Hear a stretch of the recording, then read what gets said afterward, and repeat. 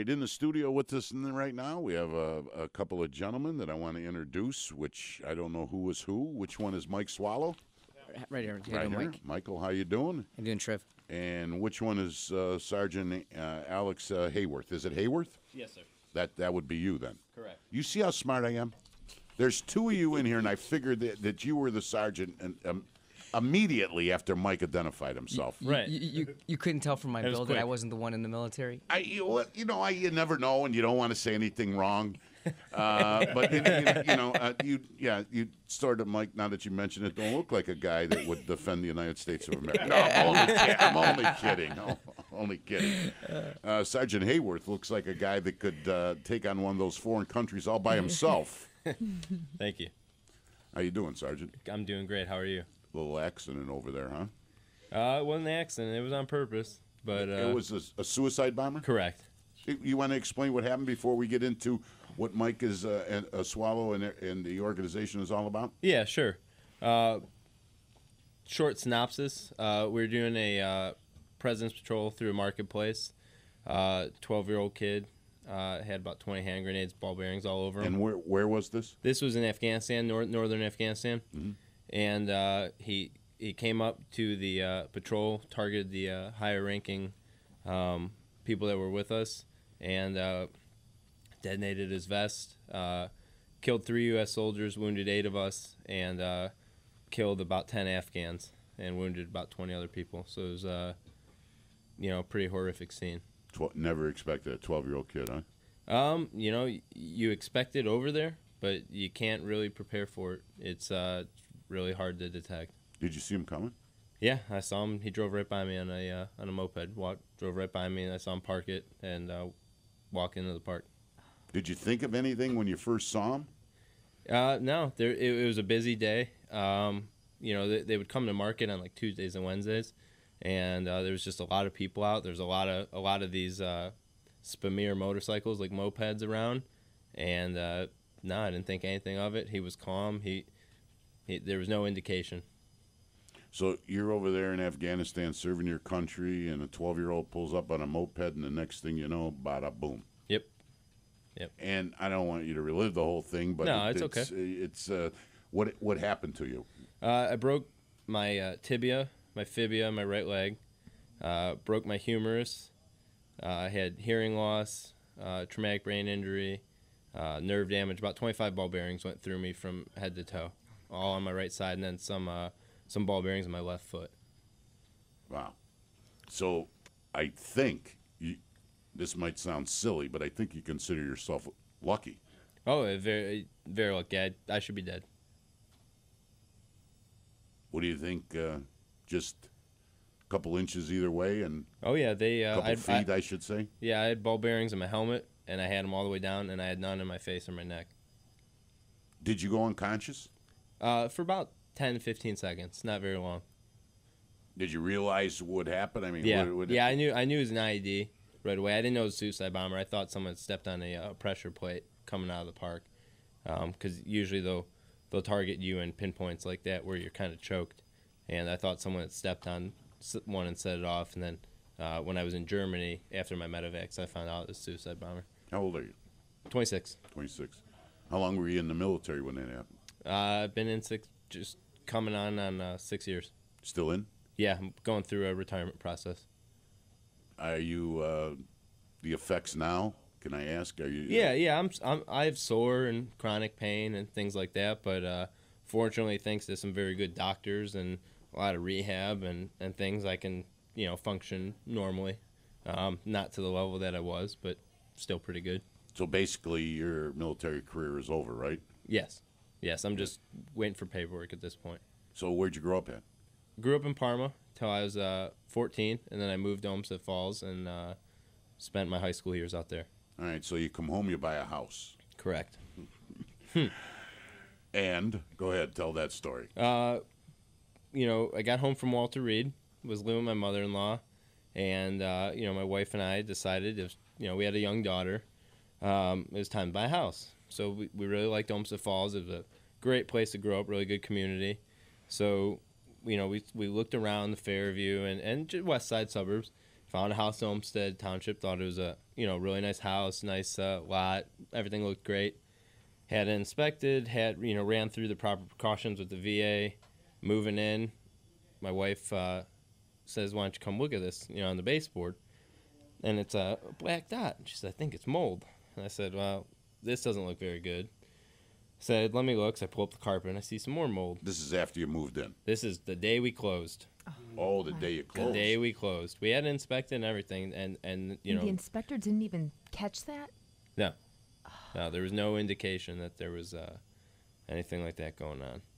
And Okay, go ahead. So we get in there, and I said, "Well, okay, I called a friend of mine who was a contractor, and he looked and he said, yeah, you're gonna want to call someone just to make sure, this isn't good."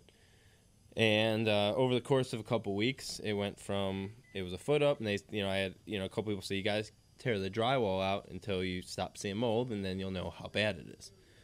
Well, we went all the way to the attic. Oh, my God. And that point we knew the whole house had mold because we did this in 3 separate rooms, and so we said, okay, this isn't good. We started. I just got a group of buddies, another friend of mine who's a vet, Purple Heart vet, and got about 5 friends together, and we rented a dumpster and we tore the whole inside of the house out.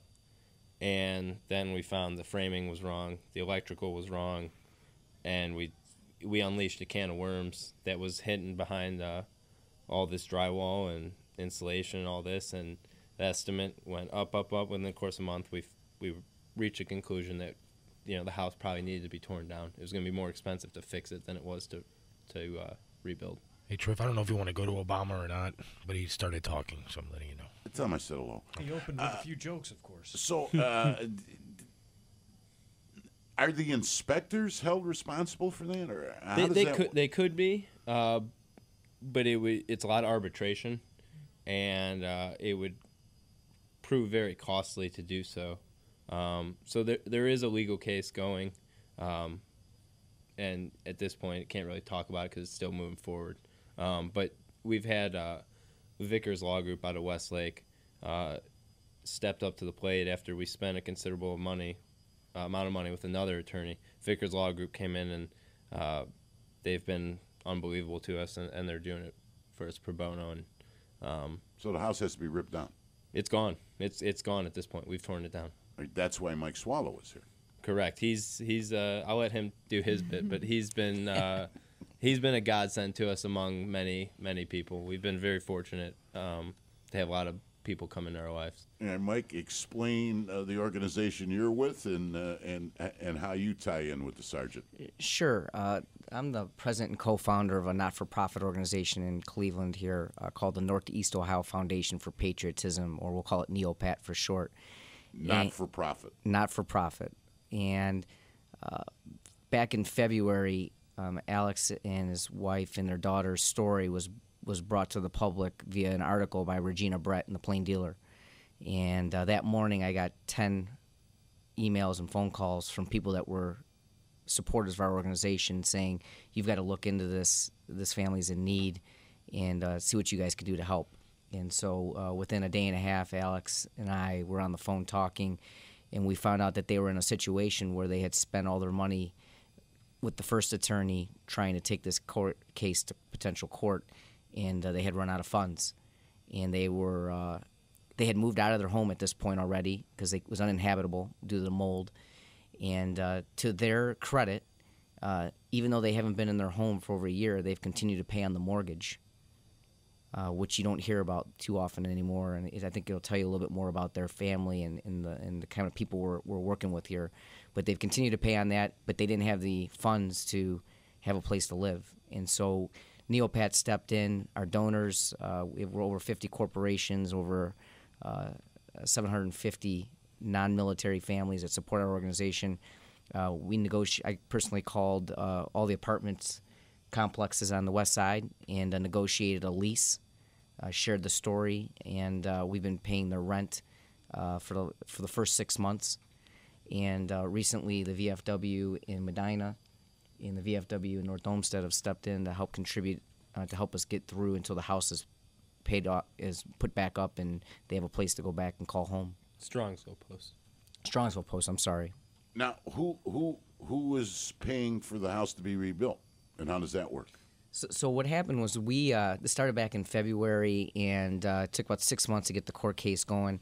While that was all going on, everybody was working behind the scenes. Don Negro from Dane Contractors stepped in and did a lot of the contracting work to look at the mold remediation. And it was determined it was going to be more costly, as we said, to fix it than it would just be to knock it down and rebuild it. And there was another charity out of New York called Honors, and it stands for Housing Our Nation's Outstanding Returning Soldiers. They specialize in rebuilding homes for disabled vets. And Alex had sourced them through some relationships and put us in contact with them, and we stepped to the plate to commit to pay for a portion of the cost to rebuild the home. They're going to pay for a portion of the cost. We've had organizations like Sherwin-Williams step up. They're donating the paint in and outside and inside, and a lot of other organizations like Don Molt Contractors to knock down the home and rebuild it. So we're getting a lot of in-kind gifts, but we have to close the gap. We've got enough to get the majority of the house done, but our call to action is we've got some things going on this weekend, some fundraising, information about what we're going to be doing with this home and how people can get involved, not only financially or with in-kind gifts or donations from anything from appliances to roofing materials to floors to everything you'll need to rebuild your life and start all over again. If a company listening right now wanted to get involved that's in the building industry or anything that you just mentioned, how would they get a hold of you? There's two ways to get a hold of us. You can send us an email at NEO at neopatriotism.org, or they can give us a call at 216. Hold on, let me write that down. 216 520 6164. 6164. Can we put that on trivshow.com, both those sites? Yes. What's great about this arrangement, the way we're doing this, is that 100% of any donation, there is no administrative cost to NEOPAT. NEOPAT is an all-volunteer organization. We've donated over $250,000 to the community, military projects, military families, remembrance walls over the last 3 years. And it's an all-volunteer. The board pays all the administrative costs. We have no salaried employees. And so 100% of anything that we raise goes directly to our mission. And in this particular case, we're focused on getting the Haworths back in their home by early spring. I like that. That's the way charity work should be done. Not that it's excuse me, Sergeant, but you know what I'm trying to say there. No, you know, I know, absolutely. Trev, the thing that's the most amazing is when you're out there helping, in anybody that's ever done work where you're helping others. Right. Sometimes you help others and there's not an appreciation for it, or maybe there's maybe you felt that there would be more love for the help that you're providing. Mm-hmm. What I will tell you about the Haworth family is these are the most humble people for everything that they've been through and for everything that they've had to endure. There's not an ounce of bitterness. It's all about rallying the troops and keeping their head on and keeping their head, even in the downest time. They never showed it to any of us. And anybody that would meet this family would be very, very proud to get involved and support them. And we're honored to be able to help out, partnering with Honors in the VFW post in North Olmsted, 7647, and Jeff Ritchie, who stepped in to help us out with being a superintendent on the job. And there's actually a fundraiser this weekend at the hall next door to the VFW in North Olmsted. They're actually, Triv, you'll enjoy this. They're having a poker event, and Jeff Ritchie told me that he wanted to throw the challenge out to you, that if you wanted to come on over, and he said he'd be more than happy to try to take some of your money. But all joking aside, that event, do you have the address on that? Can you hold on? Let me do a commercial break, and we'll come back with that. I'll give you time to get that address. We'll be right back here. Perfect. All right, right back with Mike Swallow and Sergeant Alex Haworth. Sergeant grew up in Parma, right, Sergeant? Correct. Yeah. I got to watch how I tell you this because you might think I'm half nuts. I don't know if you listen to the show or not. Nah, I'm half nuts too. It's all right. So don't worry about it. Yeah, okay, we'll get along well then. Yeah. I would love to be dictator of the United States of America. Yeah. Well, who wouldn't? Yeah. and have complete control. Right. And if I did, I've always said this on the air, not because you're sitting there. I've said this numerous times over. I've been here since 1994. Okay, doing this. That if I was, and anybody like yourself that fought in combat or anything like that, you'd be taken care of by the United States government for the rest of your life. If I ran the government, I'd quit giving money to all these other countries, and I'd take care of our own people. Yeah. So you wouldn't have this problem if I ran the United States of America, but I don't. Well, there's an election coming up. Yeah, but I don't think I have a chance. I don't think I have enough money to buy it, and that's basically what's going on now. Yeah, I hear you. No matter what level it's at, Democrat or Republican. Right. But anyway, Sergeant, the reason I want to bring this up to you is that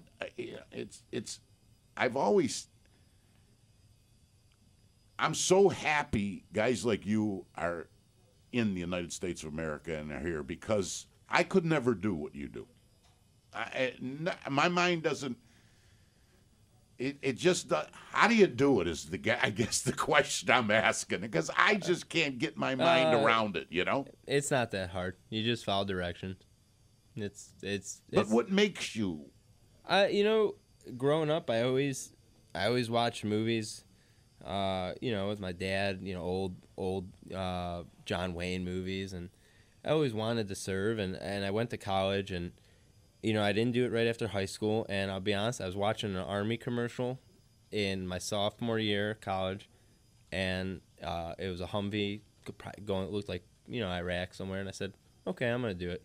And I wanted to finish my school, so I ended up joining in the Ohio National Guard as a way to do both, and I did both. I got my college degree, and then I deployed and did my time overseas, and it worked out good. Yeah. Can you guys stay for a couple more minutes, because we got to go to news pretty soon. Absolutely. But what I'd like to do, Mike, and your organization called NEOPAT, right? Correct. Okay. Our phone numbers are 216-578-1100.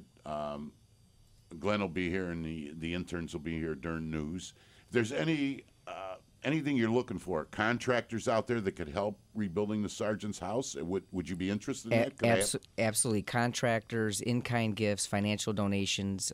Our website, neopat.org, neopat.org. On the front page, on the home page there, we've got a whole write-up on the Haworth family to get to know them more personally, hear his story in more detail. Talks about how to get more involved if you'd like to get more involved. Even appliances, furniture, think anything. Think about everything you need to rebuild a home, and the more we can get in-kind gifts, from labor to materials, the less that it's going to cost financially to rebuild it and put them back in their home. What I'd like to do now is have people call 216-578-1100, and we could actually let them talk to Mike Swallow off the air, get their phone numbers, and you could take Mike in there, Glenn, if you wouldn't mind. You know Absolutely. what I'm trying to say? Absolutely. So if anybody out there wants to help, you're a contractor that can help, or you're a company that could donate furniture, appliances, landscaping. There's got to be at least 400 Italians listening right now. You know what I'm saying? Some of them are my family. Yeah. 216-578-1100, 216-578-1111. Just put them on hold, Bobby, and Mike Swallow will talk to them, get their number, and you'll get back to them. How's that? Trev, can't tell you how much we appreciate that. Yeah, absolutely. Thank you. All right, hold on. We're going to do a little news, a few commercials, a little news, and then we'll come back and finish up with the sergeant's story. It's unbelievable, and the inspectors aren't held responsible for, but it's like I said, they could be, but hold that thought. We'll get that on the other side of right. news, okay, Sergeant? Yep.